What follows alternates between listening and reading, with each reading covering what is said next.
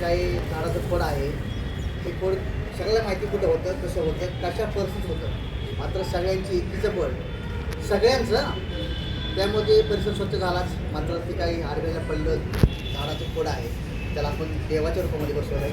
कारण या ठिकाणी ते आता काही दिवस नाही तर अनेक वर्ष या ठिकाणी टिकणार आहे. त्यात आतापर्यंत ते खराब झालं असतं, कलर पडलं असतं, नष्ट झालं असतं.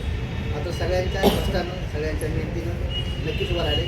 यातून एकच पर्याय सांगायचं आहे, झाडं लावले, झाडं जगले पाहिजेत. झाडाचं वृक्षारोपण जे काय आहे पूर्ण समोर येणाऱ्या काळात तुम्हीसुद्धा रुग्णसेवा करणारच आहेत. त्यामुळे रुग्णसेवेसोबत आपण जेणेकरून आपलं आणि त्यांचं आयुष्य वाढण्यासाठी नक्कीच मदत होईल.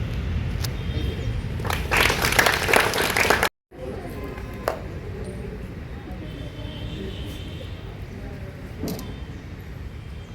एक मिनटं.